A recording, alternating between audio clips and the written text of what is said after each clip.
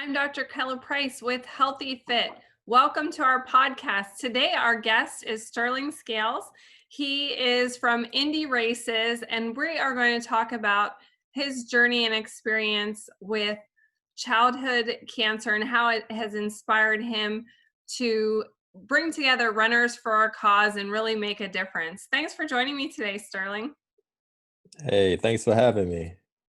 Really excited to talk to you about this because I love to run and I love to get my kids involved in running. And when we run for a good cause, it's even better. It's a win-win Yes. situation. Yes. Have you always been active in fitness and exercise? I have more so after high school. Joining the military kind of forced me into more of an active role after high school. I thought I was in shape. I thought I was fit, but the military told me that showed me that I wasn't. So since then, 18 years ago, I've been stepping up my game ever since. That's great. And you have two small boys at home, ages 4 and 2. How do you encourage Yes. them to be active? Oh, a lot of kids do what they see their parents doing.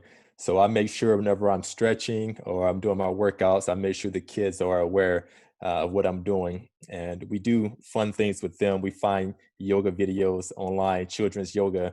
And I'm surprised the kids were super excited to do that. They were super involved. And they're always doing push ups with me on the floor, sit ups, jumping jacks. So it's cute to see them do those kind of things. And when we go for runs, I have a double stroller and they're always like, "Daddy, I want to go for a run. I want to go for a run." So that gets them excited and want to get out there and do some more things. That's great. I think it's never too early to start kids finding a love for exercise and really making exercise fun, because that's when you're going to sustain those healthy habits for life, when it's fun and it's something that you enjoy. And getting the whole family involved is so important. As the creator of Healthy Fit Kids, I do a lot of workout videos for children and work out a lot with my kids, and it's so fun. My youngest son, Isaac, actually started running when he was your son Pacer's age, 4. He ran his first 5K and he hasn't looked back since. So it's really great to get kids involved, and they imitate us as parents. And so setting that great example and encouraging them to join in with you on the exercise is just super awesome.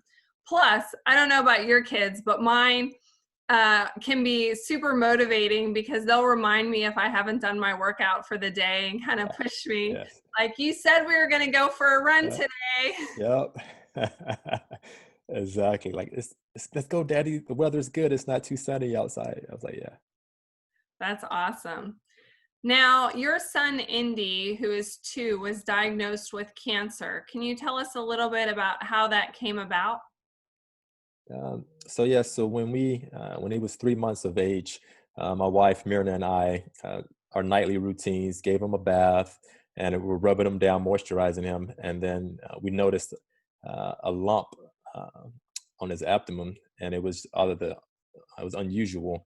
So we chalked it up that it could be a couple of things, maybe gas, but it was just harder than we've seen in the past. So it was somewhat alarming. It was at nighttime, so the next day we took him in to see his pediatrician. His primary pediatrician wasn't there, but we were able to see one of his the regulars, alternatives. She looked him over.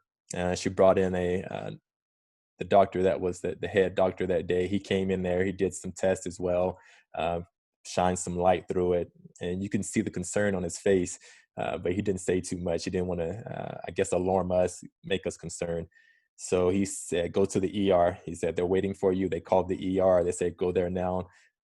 They have a bed ready for you." So we rushed to the ER, my wife and I, in Indy, and went there.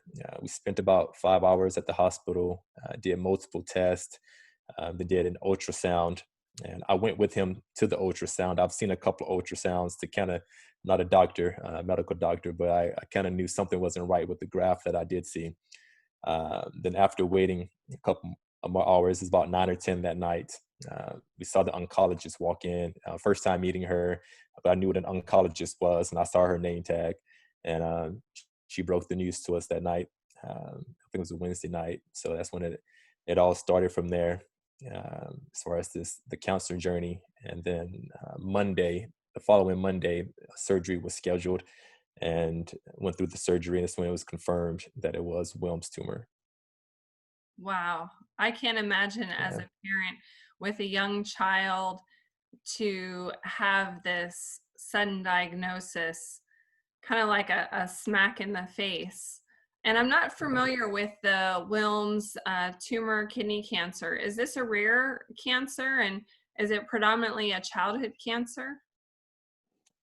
It is a rare cancer, and it's predominantly childhood cancer. It's normally affect kids around the age of 3 to 4.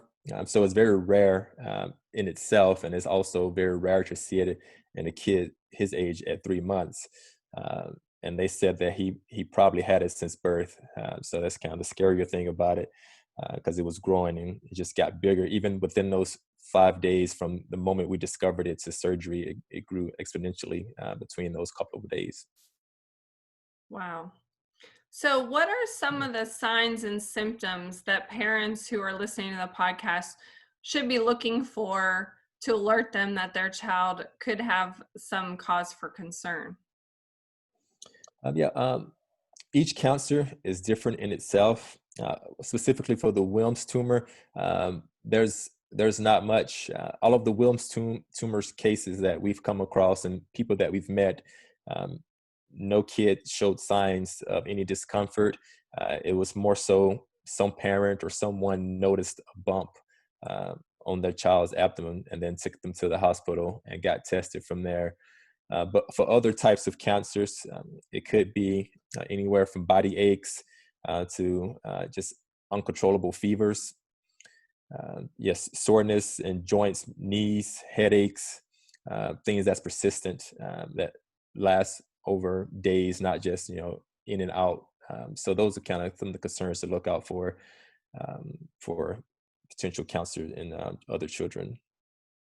And a lot of those symptoms are things that you might experience with a really bad flu as well. So, just making sure that Right, if the child is not feeling well, to get them into the pediatrician and document um, right, any kind of patterns of uh, poor health so that you can get the appropriate treatment and maybe figure out what's happening right away. Because I'm sure that's right. very scary. And small children don't always communicate or have difficulty communicating their discomfort. So sometimes you just don't know Um, uh, yeah. why they're upset. So, um, what is his prognosis now? What was his treatment like? Let's talk about that first. What was his treatment like dealing with the cancer? You had the surgery and they removed the tumor. Yes. So that Monday, well, we went up there that weekend, that Sunday. Then early that Monday morning, he was admitted. He was actually having trouble breathing that Sunday night, Monday morning. So Myrna and I took him to the emergency room around 3 in the morning. They told us that there's nothing they can do and to come back at 6:30 for the surgery. So that just made it a little more alarming in itself. So we took him there. They prepped him. We have this one picture. He was just smiling the entire time. It's kind of like a sign to tell us that everything was going to be okay. So they were able to go into surgery, sedated him. Everything went fine. The left kidney did have the tumor there, so they had to remove the tumor and the left kidney, and they were able to remove it all, but not in one piece. It was cystic, so that's why the prognosis was a stage 3 Wilms tumor cancer at the time. So after the surgery, everything went well. Uh, some of the cancer, the tumor itself, got onto a couple organs. So it was monitored in the PICU for 1 week, and then after the 1 week, we came home um, that following Monday, and then that Tuesday, we went in to see his oncologist, and then from there, that's when we had to get a port installed. Uh, a port is a device that goes surgically installed in the upper chest of the child. That way, they can access the child versus going through the veins intravenous.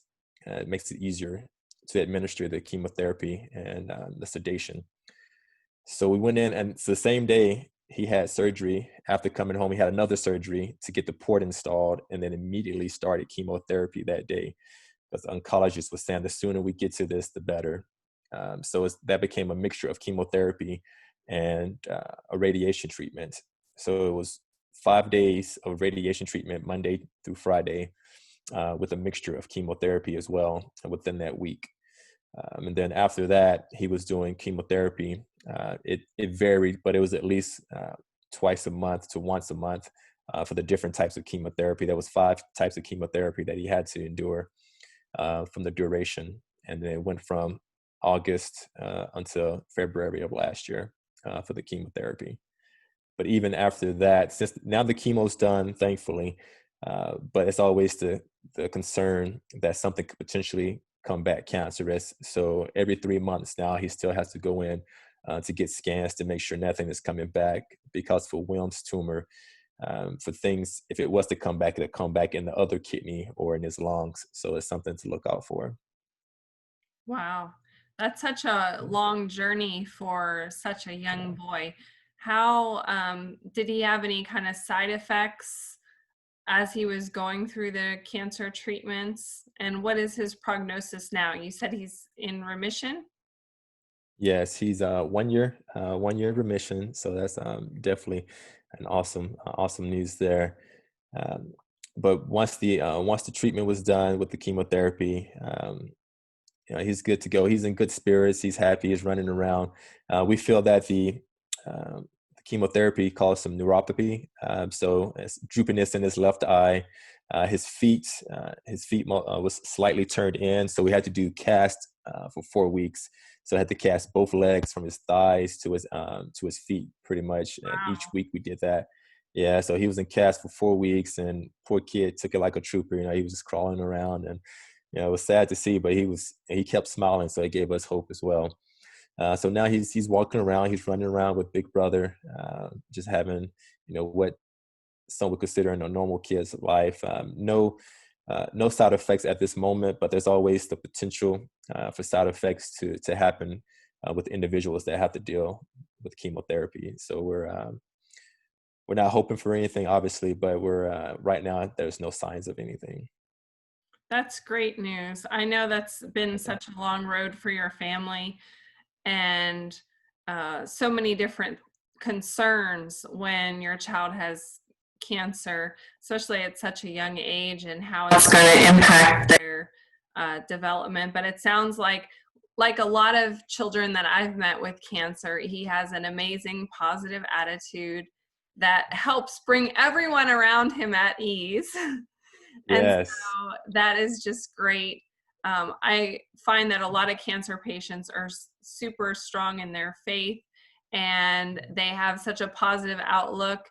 And I think that's amazing because they have such hard things happening in their life and they still remain positive, and that really helps get people through mentally all of the stress of going through cancer treatments for sure.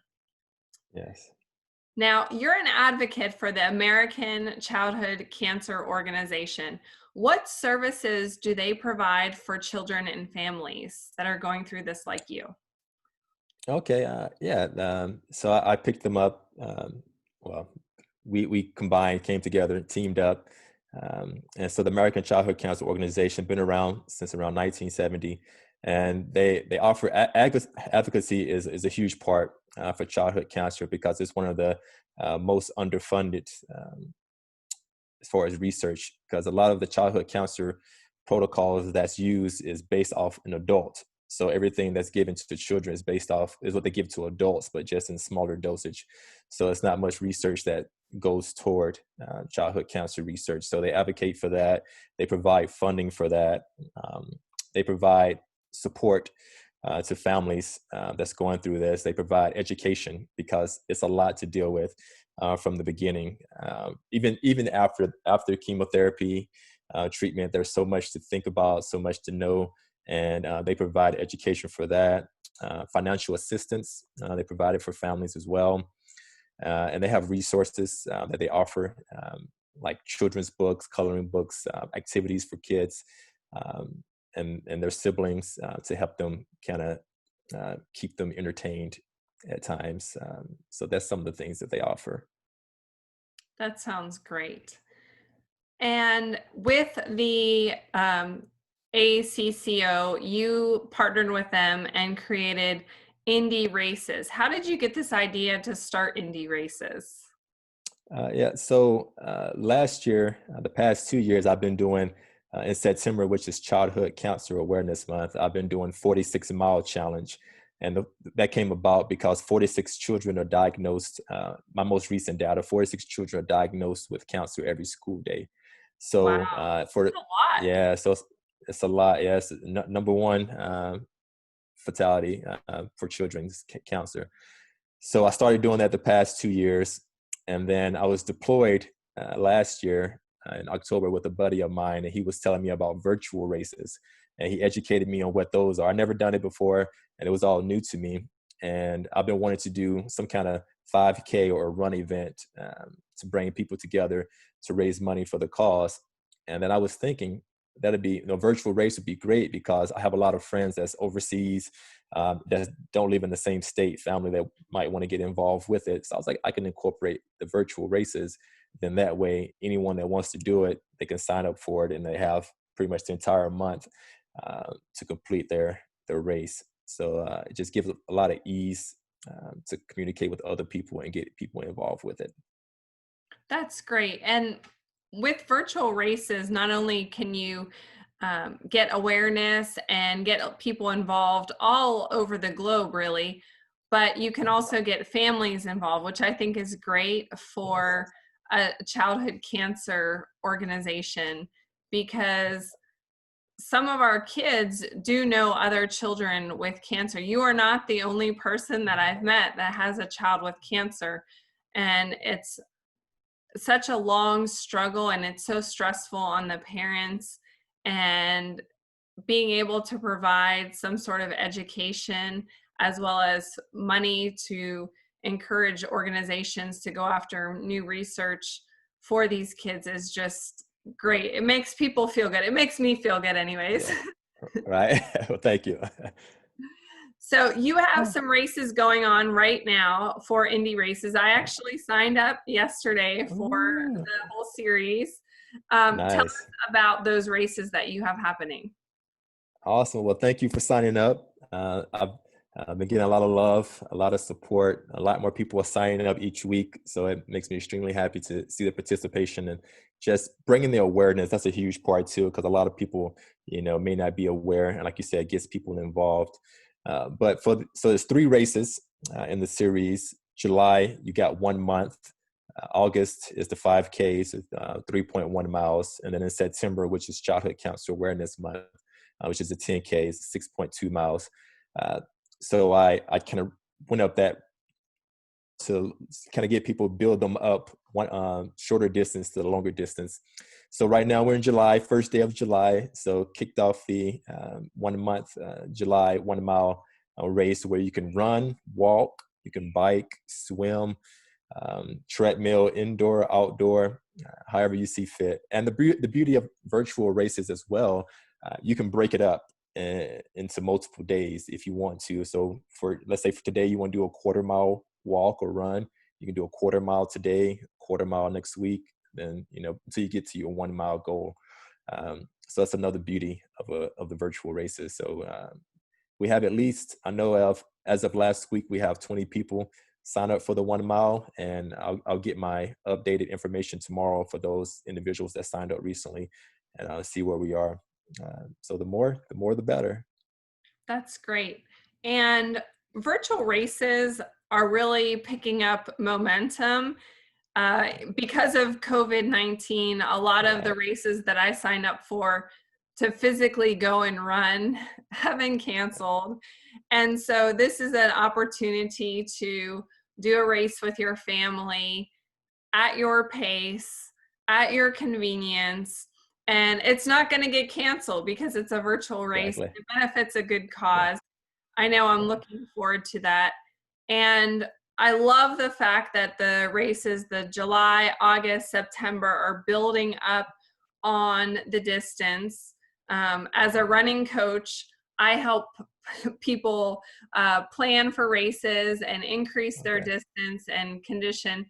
And if you are on the couch right now listening to the Yeah. podcast, and you want to do that 10K in September, you have enough time to condition couch to 10K. We can definitely get you there just through regular exercise a couple times a week to build up that strength and endurance. And you'll feel a lot better, and you'll be helping a great cause with the Indy Yes. races. So, how does someone register for the races? Okay. Oh, great question. There's a couple of ways. I try to keep it simple so it's not too many websites, but I do have my main website, which is www.linktree/indie races. So that's www.linktr.ee/indie races. And on there is where you can see all the, it's like five links on there that shows you how to go sign up for the races. It shows you where you can order t-shirts for the races. It has a link to ACCO if you want to get more information for them. And then it also has a link to the Facebook page, which is Indie Races for Childhood Cancer Awareness Facebook group. That's the main page that I'm using right now to give out information, so they can go on there as well to get information. And then it tells them step by step on how to sign up for a race. And as always, if there's questions, please feel free to reach out to me, and I can definitely answer those questions for you. Awesome. And then do they report their time to you? Is there Yes. a reporting mechanism, or they just take a sweaty selfie and tag you in it, or how does that work? No, that's a great question. I have a post coming tonight to actually talk about that on Facebook. But what you would do is, for people that sign up, I send them a race packet, which includes a race bib, a customized race bib that's specific to the childhood cancer awareness of the Indy races, and some other bracelets, stickers, tattoos, and a couple other things, swag items to them. So once they get that, and I send them with pins too, safety pins, so they can attach it to their shirt, shorts, or stroller, however they're going to complete the race. So once they do that, take a picture. It's an honor system, but take a picture with you wearing the bib, or the bib placed somewhere in the photo, and then use the hashtags Indie Races 2020, hashtag Go Gold, and a hashtag ACCO. And if you can, tag it to your social media profile platform, and also in the Facebook group if you're on Facebook. Um, and if for some reason, if you're not on social media, you could email me at sterlingscales@gmail.com with your information that you completed your race. And then once you do that, you get a race medal. It comes with a race medal. So I will send each person that completes the Indy races a race medal. So that's one way they can go about doing that. It sounds super fun, and posting those social Yeah. media pictures helps get the word out and educate Yes. people about the childhood cancer organization and Indy Yes. races. So it's a win-win. Plus, it encourages other families and friends Oh to yeah. get involved and be active. This is a great way to relieve stress during this time of Yes. quarantine and make yourself feel good. Get some Yes. stress relief. I know exercise is my stress relief, and it's definitely great for your mental health as well. And I know you have some giveaways for our viewers tonight. Tell us about that. Yes. So for the indie races, there's two T-shirts out there. There's one that I designed, and then there's one that ACCO designed. So there's two T-shirts out there, two types, and it's all on my link tree. It's all on my link tree page on how to get there. So for two lucky individuals that are selected, will receive a shirt of their choice. They have options even on the ACCO t-shirt. You have choices of tank tops and hoodies, long sleeve shirts, baseball style shirt. So there's different styles to choose from. So the option is yours. Awesome. So to get entered for one of those two drawings for the shirt, you need to share this podcast on your social media. Share the podcast, and that will enter you into the drawing for the shirts. Thanks so much, Sterling, for talking with me today. Much blessings to you and your family in Indy. We're so happy that he's in remission, and we appreciate your advocacy for other children who have cancer. All right. Thank you, Dr. Price. It's been an honor. I sure do appreciate it. Thank you for watching. We'll see you next time.